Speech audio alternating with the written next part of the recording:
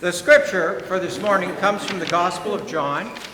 You can find it printed out in your worship bulletins in the center column on the back side of the bulletin.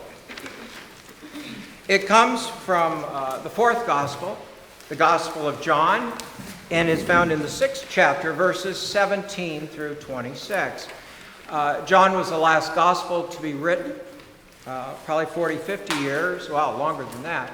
Probably 70 years or so after Jesus' death. So indeed much has happened in terms of the development of the Christian tradition. But let me focus on something else that may illuminate the story a bit. The Sea of Galilee, which is also known, depending upon who the author is and the audience to which they direct their message, it can be known most commonly as the Sea of Galilee, but it can also be the Sea of Tiberias or the Sea of Gennesaret. And I think there's actually one more, but Gennesaret is a word that means violin. And so it may have come from the shape of the lake. I'm not really sure. But the words are in Hebrew and in Greek and so forth. So that's why in the scriptures, if you read it, same lake, different names. But the Sea of Galilee is 700 feet below sea level. I think it is the lowest freshwater lake on the face of the earth. And Mount Hermon, or Hermon, is 40 miles away, and it is 9,200 feet above sea level. So you have a discrepancy of about 10,000 feet between the Sea of Galilee and the highest point in Israel. By the way, if you're ever doing trivia and the question comes up, do they snow ski in Israel? Yes, they do. Yes, they do. And in between the Sea of Galilee and Mount Hermon is the Golan Heights. It's always in the news. It's a farm area and so forth. But why that is significant is that given the discrepancy in the geography, it is not unusual to be down or near the Sea of Galilee and have a storm come up quickly and catch you by surprise. And when it comes, the winds off the Mediterranean or wherever, they can be pretty violent. They can be shockingly strong and the waves get rather high. In fact, there are Olympians who train for sailboarding on the Sea of Galilee on the north end where the winds come up. So when this story talks about the disciples getting caught out there in a condition like that, that would not be unusual. It would not be unusual at all.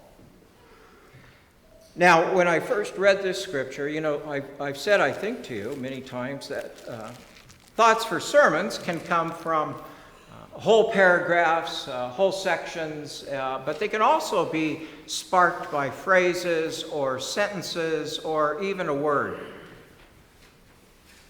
or a lack of word, or a lack of a comma. And too often we read scripture, we just kind of skim the surface rather than digesting it and immersing ourselves in it to see all the things that are there.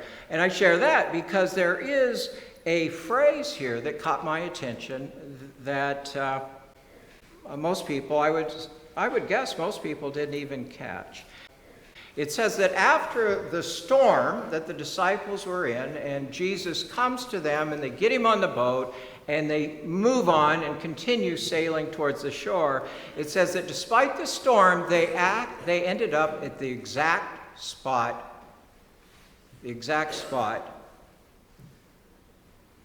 intended. That's what kind of stopped me as I was looking at this. And so, that combined with the fact that Guillermo said my sermons have been kind of lacking lately, and that I needed to pick up my game, and he's right, because every time I look at him, he's kind of, doing crossword puzzles or something. But then he very quickly said something to the effect of, "Me? Have you seen Dale back there hiding behind the organ?" Yeah, nobody can see her. She's not even here. Hard to pick on her when she's not even here. So what I need is a volunteer out of the choir to represent Dale. Bob Gerker. You look like a, Guillermo did it last time, so I don't, come up here. Bob, Guillermo did it last time and he failed miserably, so that's right. No, actually, he didn't do too bad. You can take your mask off so they can hear you. Happy birthday to you, too. I decided we'd start with a game show. Okay? I need a time and scorekeeper out there. Anybody? Anybody got a watch and they can keep track of 1 minute? Thank you very much. And now I need a scorekeeper. I can sit here all day, friends. I got nothing till 6 o'clock this evening. Susan in the back. Who? In the back. Where? Thank you very much. Okay, this is the contest. This is the game. In 1 minute, I want you to name all the phrases, sentences, sayings, or idioms that use the word spot. Ready? Set? Go. Spot on. Spot on. Well, I'm supposed to see. Okay. As many as you can, Bob. Well, this is just me?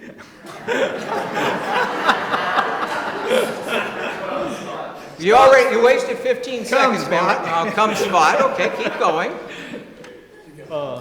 Spot a T. Spot a T. Okay. Spot on your nose. A spot on your nose. Wow. Let's see. Spot and bother. Bald spot. Spot, come on, let's give me some help here. X marks the spot, yeah. And See spot run. oh, well, I already saw spot. How we doing on time? Run, spot, run. I hate to say this, but even Guillermo beat you. Oh, okay. Well, I didn't have mental opportunity. That's it. Thanks for I helping. thought I was going to count them. Thanks for that. Oh, anyway, let I'm me. old. Me too. You can have a blind spot. You can have a blind spot, a sweet spot, a hot spot, a parking spot. You can spot someone. You can have a dark spot. You can be on the spot. You can have a vacation spot. You can be at the right spot, a tight spot, a tourist spot.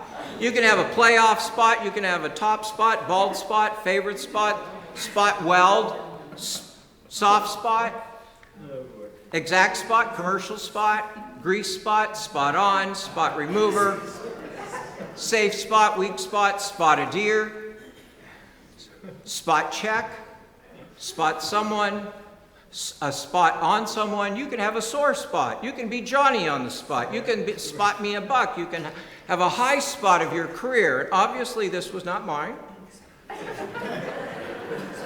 You can get an 8 spot, or you can have a hiding spot. Isn't that interesting? All the different things when you stop to think about it.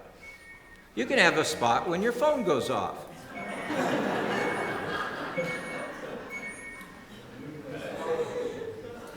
That was a spot check. Well, anyway, and of course my favorite among all of those is X marks the spot. What's that about? Anybody tell me? X marks the spot. What's that mean?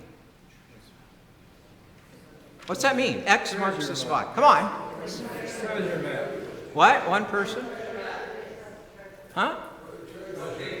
Yeah, we hear it a lot with pirates, don't we? And they're always looking for what?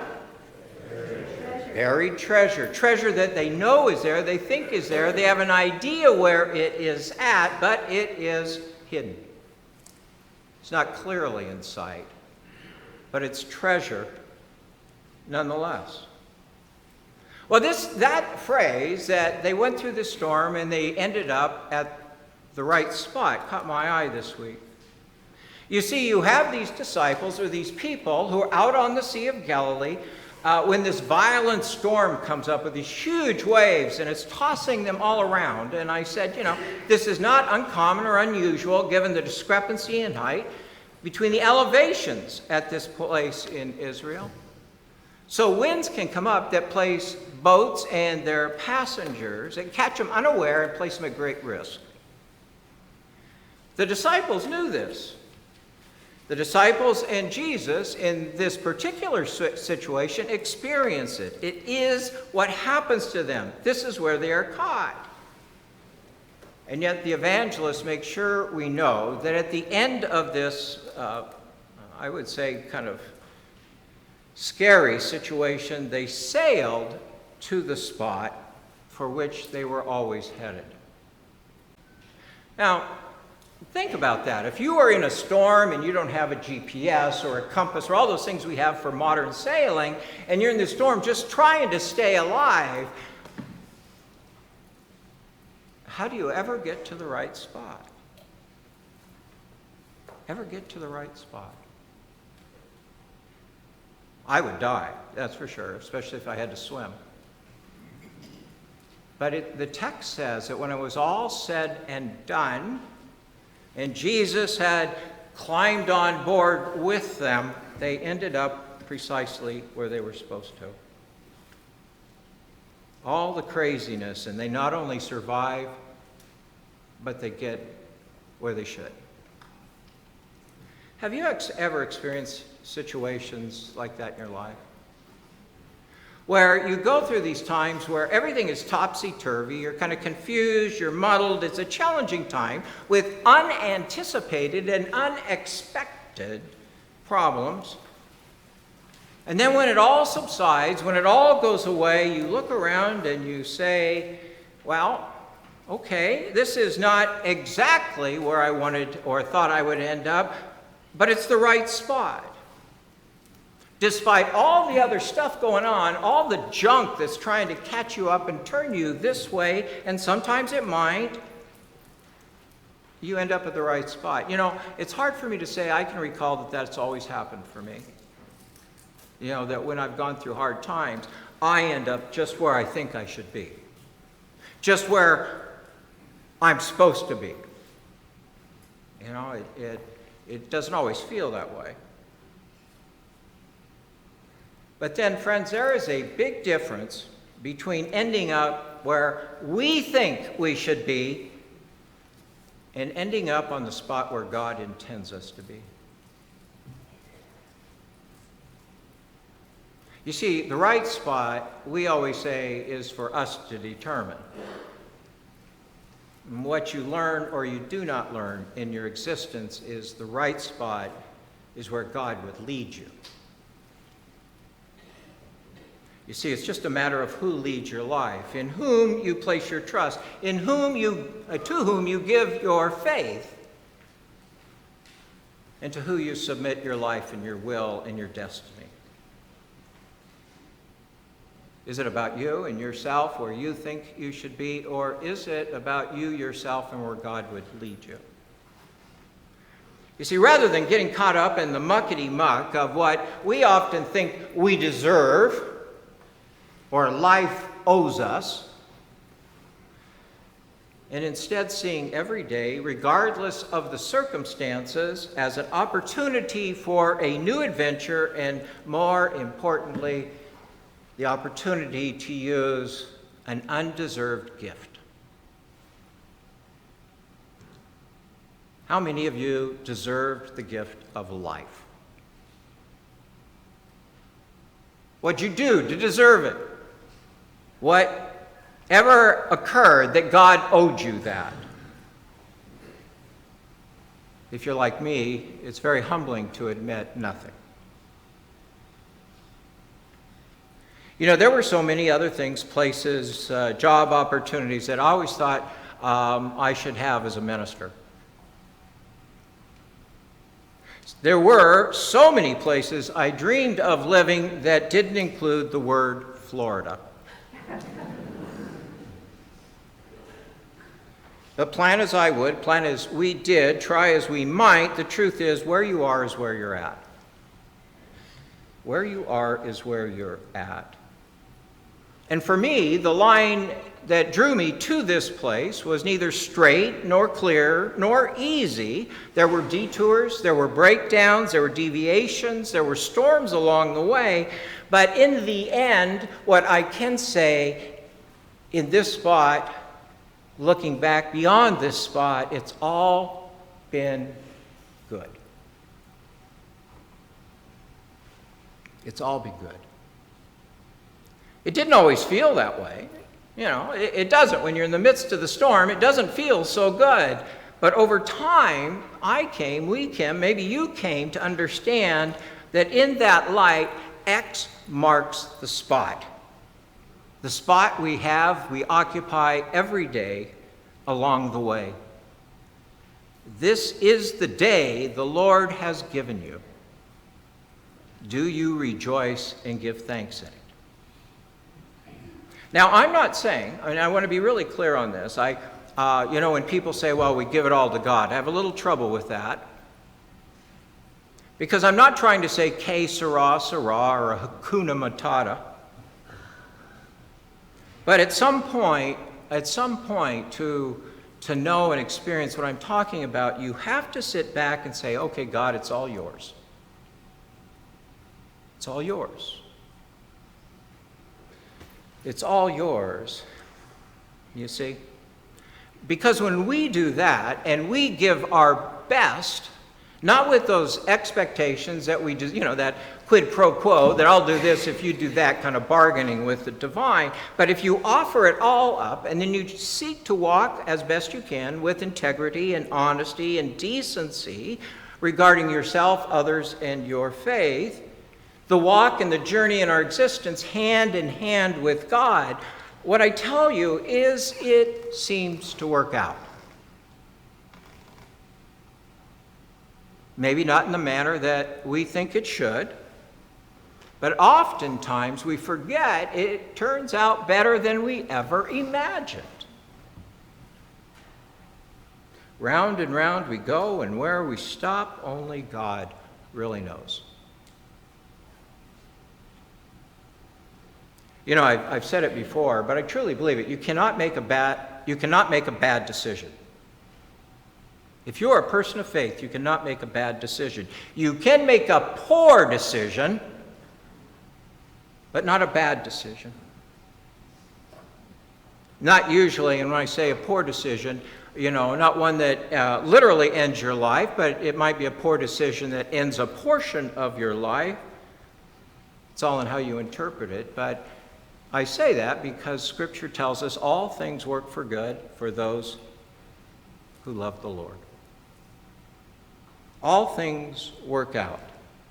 Not just for any or for all, but for those who love the Lord. For those who say, it's all yours, God. Take it and use me wherever I can help.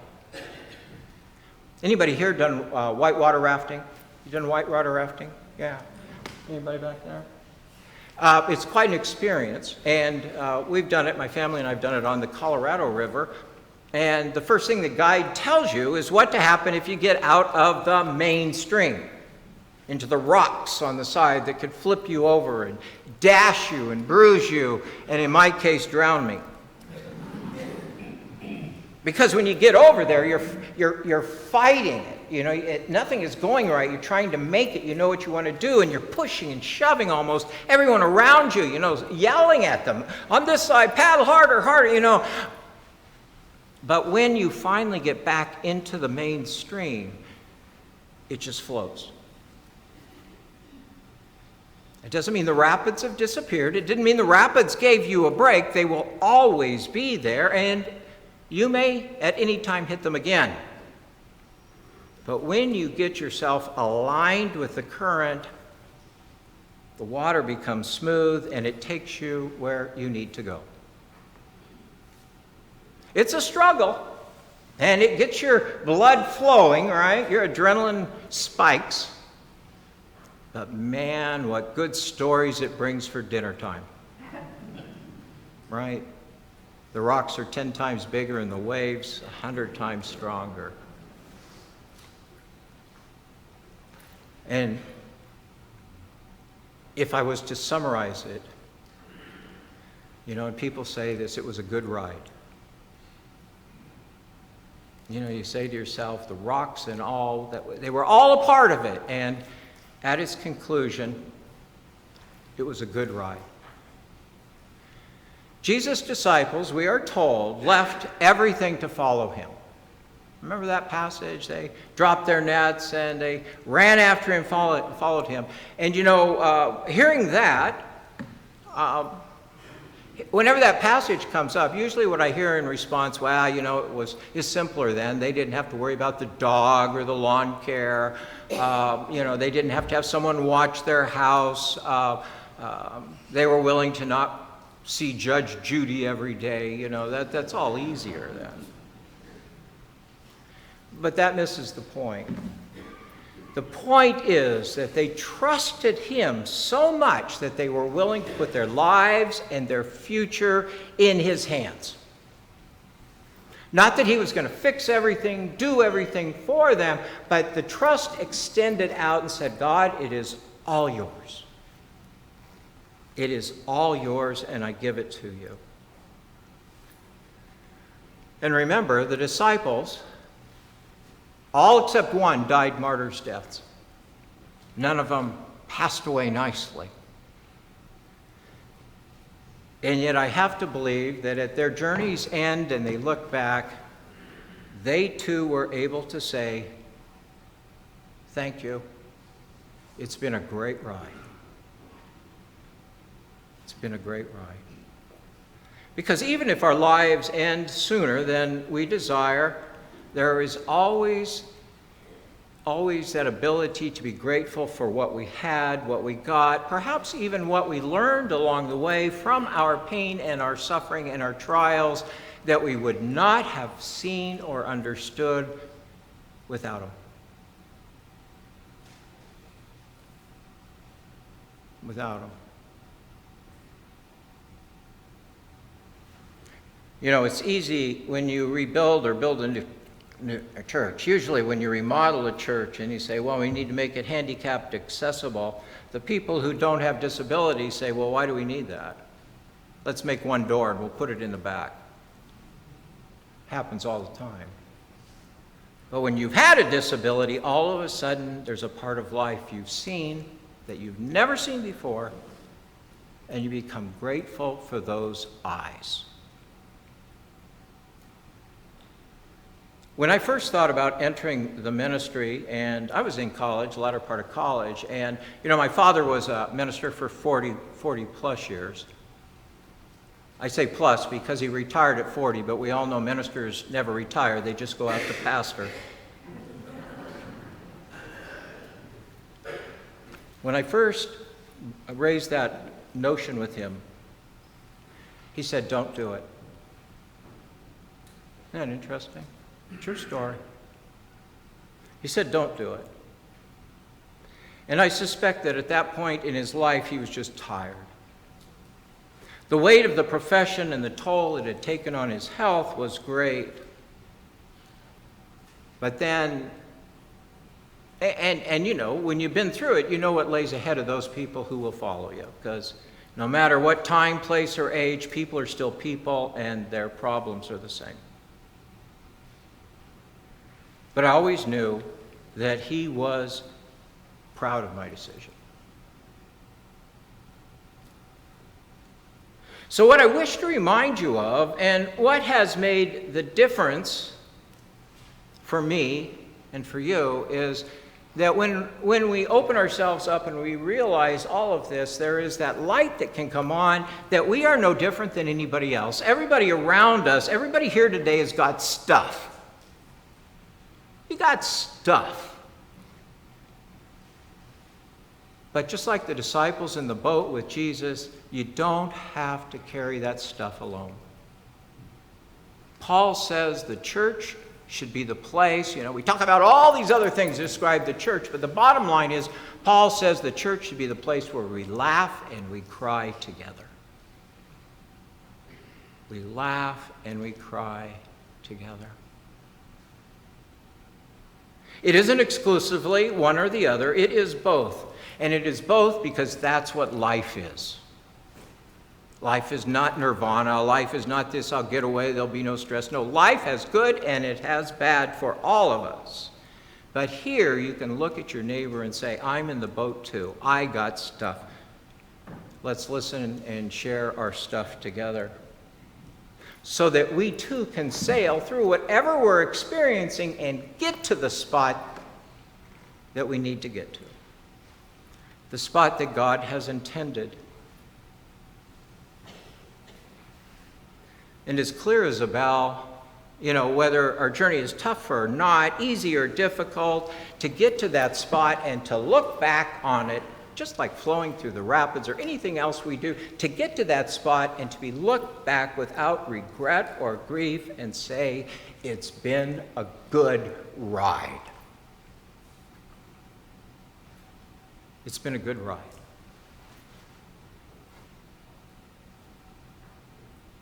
And, X marks the spot. It's right there. Can you see it? No, look, it's right there. It's right there. Nobody's going to look. Come on, it's right there. That big X right there in the aisle. There's somebody that bit right there. X marks the spot. You are precisely where you're supposed to be. This is the spot.